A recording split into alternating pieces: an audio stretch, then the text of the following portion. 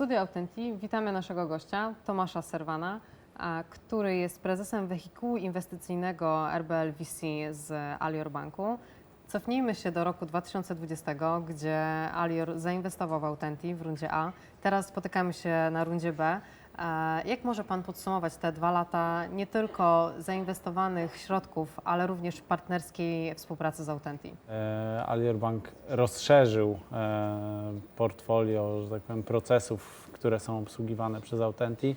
My startowaliśmy właśnie na przełomie 19 i 20 roku z procesem HR-owym, który był obsługiwany przez Autenti. W tej chwili mamy tak zwane wdrożenie otwarte, czyli każda jednostka w organizacji może wykorzystywać Autenti do swoich procesów, może używać go na dowolny sposób i podpisywać te dokumenty. No i ja mam trzecią perspektywę klienta, tak, bo ja używam Autenti na co dzień.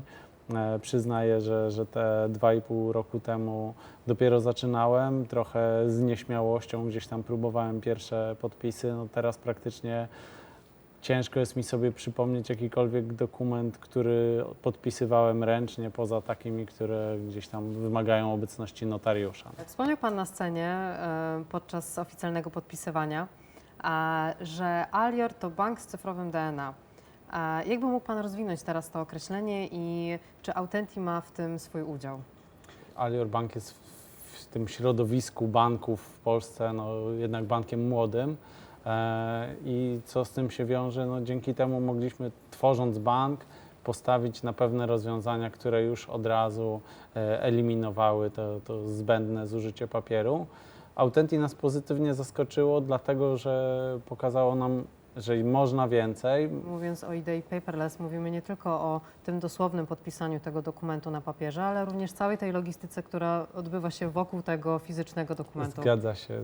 Myślę, że w każdej organizacji ciężko byłoby policzyć godziny, które spędzili ludzie na poszukiwaniu jakiegoś dokumentu, który zaginął na dnie szafy i trzeba go było nagle wyciągnąć. W tej chwili, mając to wszystko na platformie, nie mamy tego problemu, po prostu bez jakiejkolwiek chwili straconej wyszukujemy dowolny dokument, którym potrzebujemy się, nawet jeżeli był podpisany parę lat temu i ciężko by go było gdzieś tam wyciągnąć z archiwum.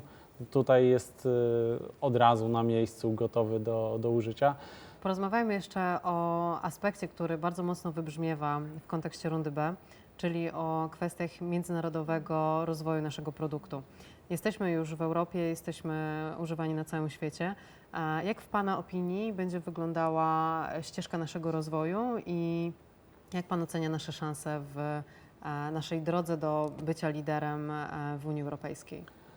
Rozwiązaniom spoza Unii jest bardzo ciężko odnaleźć się w tych twardych przepisach, które tutaj obowiązują, w tym poziomie formalności, które muszą być dopełnione. No, Autenti świetnie odnalazło się na tym rynku w Polsce i to jest bardzo przekładalne, tak? Tu mając te regulacje na poziomie ogólnoeuropejskim, to znacznie łatwiejsza jest droga z jednego kraju europejskiego do kolejnych niż próba wejścia na ten rynek z zewnątrz. W związku z czym myślę, że to jest przede wszystkim ten fundament. Oczywiście trudne case'y bankowe, bo nie da się ukryć, że to są najbardziej wymagający klienci. To prawda. Powodują, że mamy już bardzo dużo przećwiczonych scenariuszy i myślę, że jeżeli mówimy właśnie o cyfryzacji, to ona nie jest łatwym procesem, dlatego, bo są właśnie ograniczenia gdzieś tam formalne, organizacyjne, mentalności ludzkiej czy regulacyjne, tak jak właśnie w przypadku banków. I Autenti ma już przećwiczone rozwiązywanie tych dziesiątek problemów, które mogą pojawić się na drodze do tej depapieryzacji.